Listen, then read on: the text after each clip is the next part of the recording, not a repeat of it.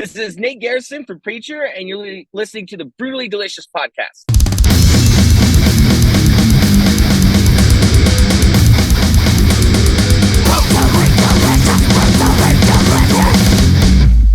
Nice to meet you. Good to see you.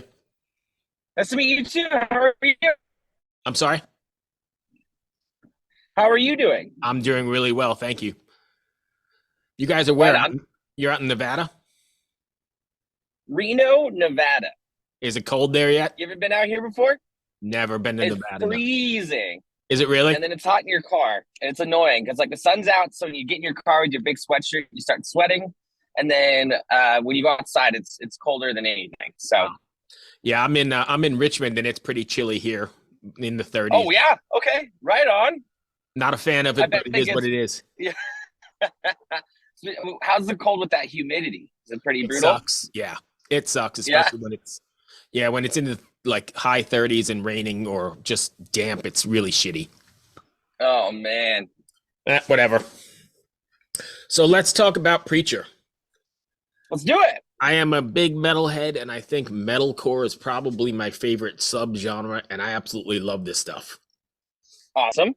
That's a good thing. Yeah. Right? So, I mean, Live, Laugh, Lobotomy was the single I was sent over to look at. Absolutely dug it. What's been the response to it so far?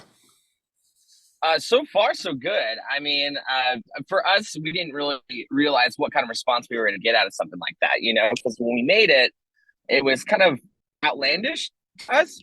Right. Because the beat in the beginning and everything and all the layers and stuff that we added into it, it wasn't really like something we've done as Preacher before. So it was kind of fun. And we were like, man, it'd be cool to kind of just start it out with this, We did a whole record with it. And I would say everything is kind of not wildly different, but like it all sounds together, but each one kind of takes you down a different path, Right.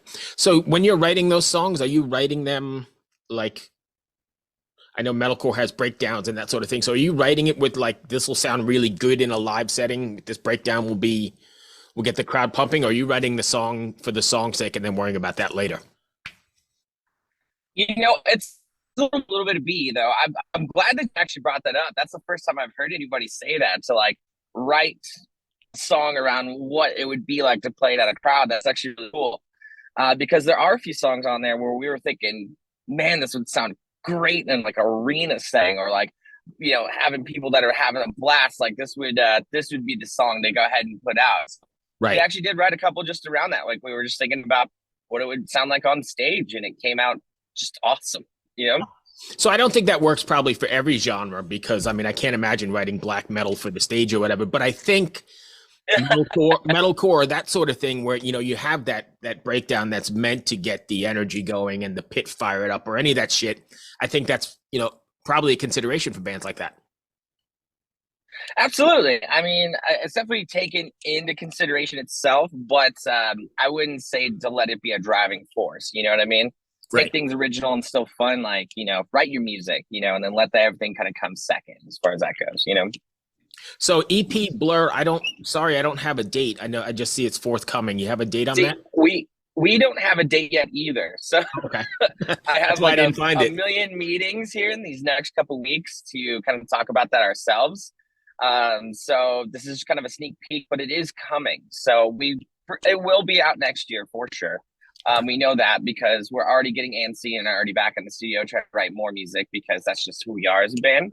But hoping sooner than later, because it'd be a lot of fun to kind of hear what everybody thinks about the record in its entirety versus just the one song that kind of takes you off guard a little bit, being like, okay, what is this record actually going to sound like?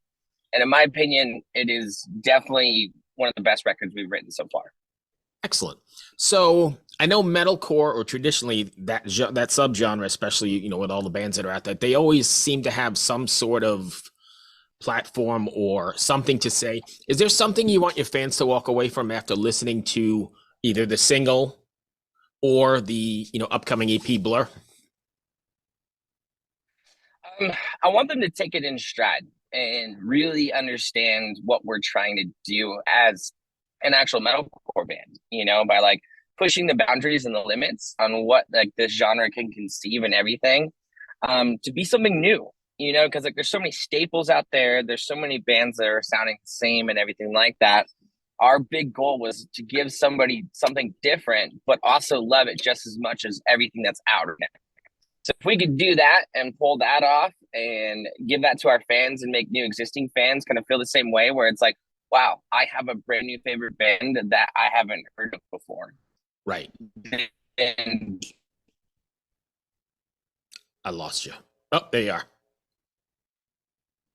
it's You still there? okay. I'm not the prettiest to look at. So can you No, hear me? that's fine. Yeah, now I got you back. There we are. I lost you for a second there. Are you guys all writing together, or is it more the efforts of one particular member of the band? It's we all kind of fight to get the first note, it seems like. So there's just hodgepodges of just riff after riffs, like even our drummer will throw in guitar riffs and everything. We write drum electronically and then like transpose them, so they don't really end up the same, but the rhythms are kind of pre-established, and Right. and that's derived by everybody.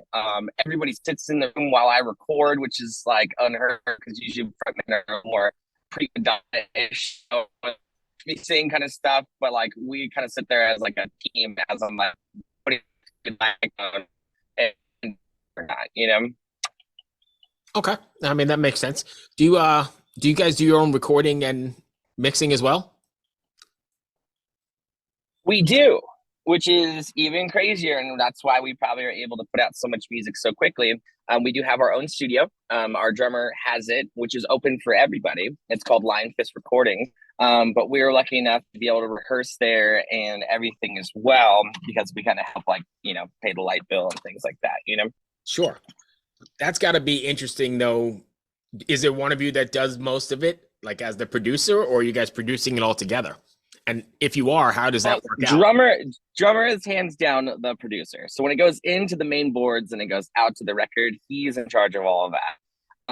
But when it comes down to demoing and everything and getting it out there, everybody is more than capable to run their own studios at home, right, and just start dumping it in. So it gets very convoluted. Like we've actually did a record where, which is our second record. It's called Deadline. And that record was actually comprised of like me recording my own stuff, Stan, our guitar player, recording his own stuff, and then just filtering it all to Alan while he recorded his own drums and everything like that. And then we pieced it all together that way. Which it was cool, but I kind of got put in like recording guy jail, right? Because they're like, there's things you can't do and I was just like, I don't understand. I'm like, well, it sounds good going in. So, and they're like, right, yeah, but right, on the post-production and stuff, like you can't be doing this and that. I'm like, okay, I just give up, right. So I could demo all I want to, but when it comes down to recording actual records, I'm not allowed to do that anymore. So Nice.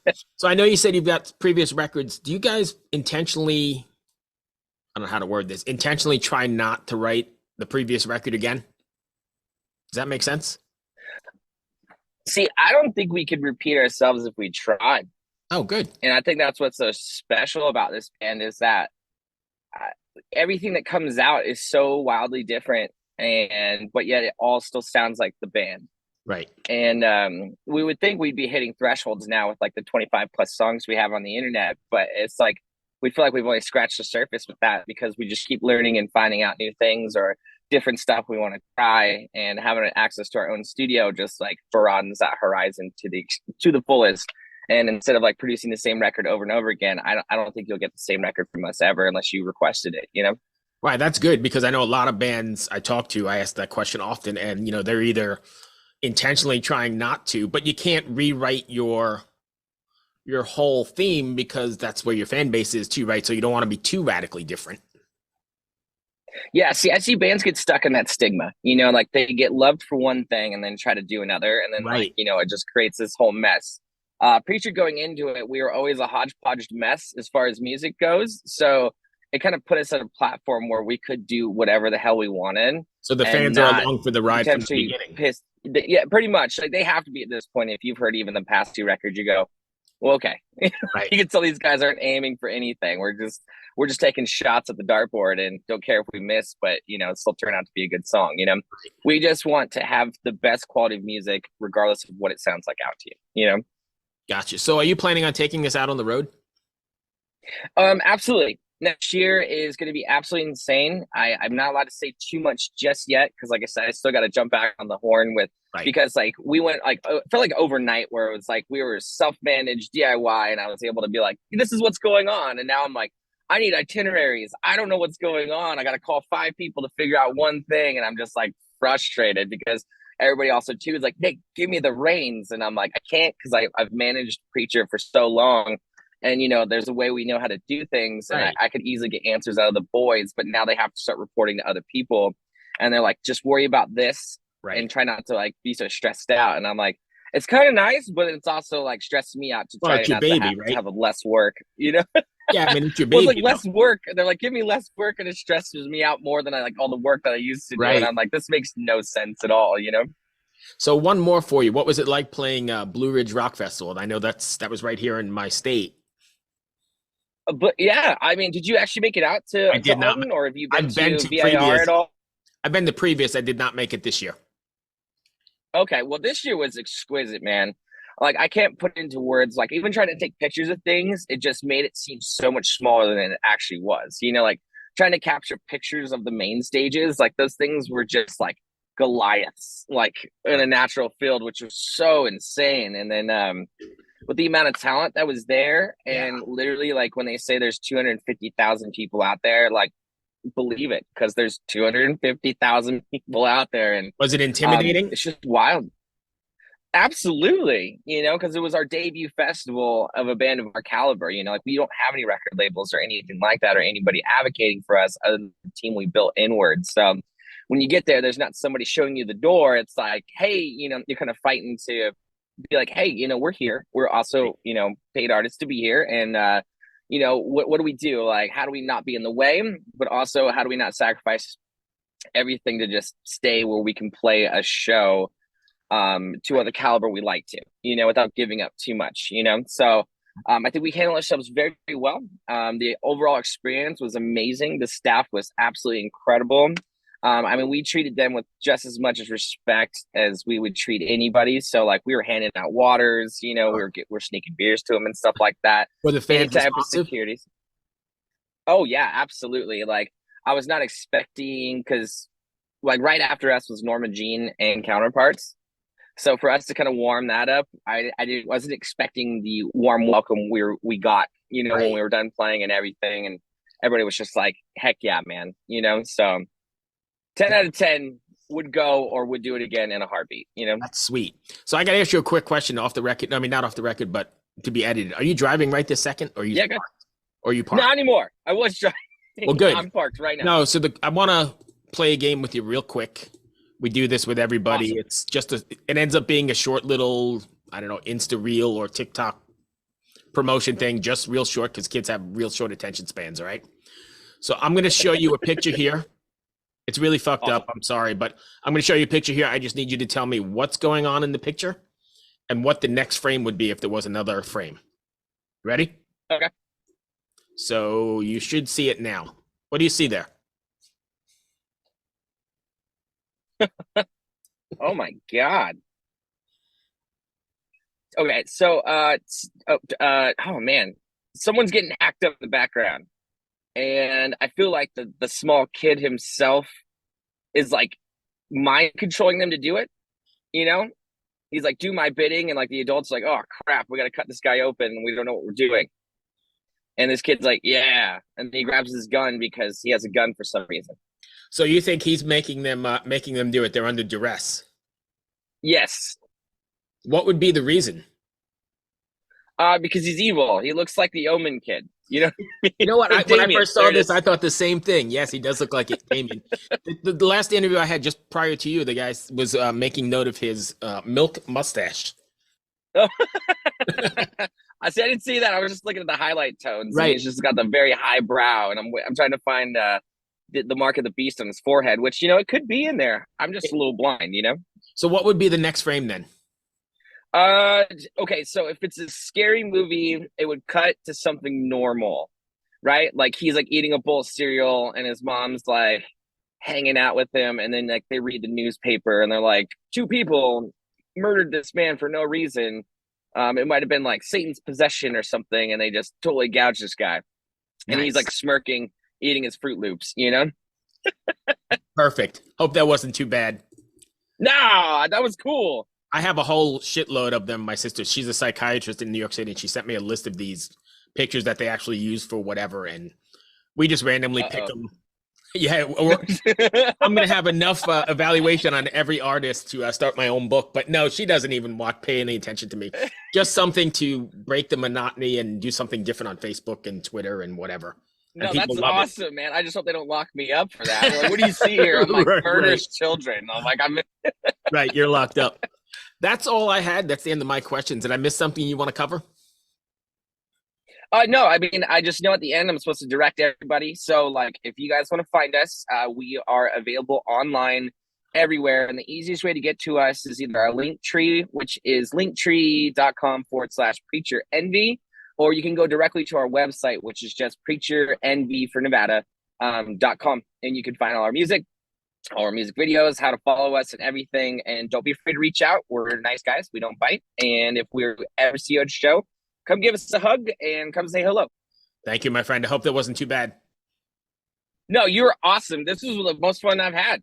Good. Glad. I like to hear that. Usually I have a partner, but she's busy today. But yeah, usually we try and keep it different. I don't ask where the names came from. We don't ask like the stuff you get asked all the time. We try and keep it outside the box and then just kind of see where. No, this was great. No, this is easy flowing. Whatever you're doing, keep doing it. That's the way we try and do it, just to make it nice and easy and interesting. Anyway. Yeah, the picture thing was way fun. That was way too much fun.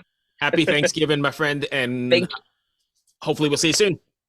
Hell yeah. Thank you. And invite me back anytime. I love to hang out. We can look at pictures all day and then come up with stories. All right. We can do that because I got a bunch of them. Awesome. All right, man. All right, buddy. Cheers. Bye.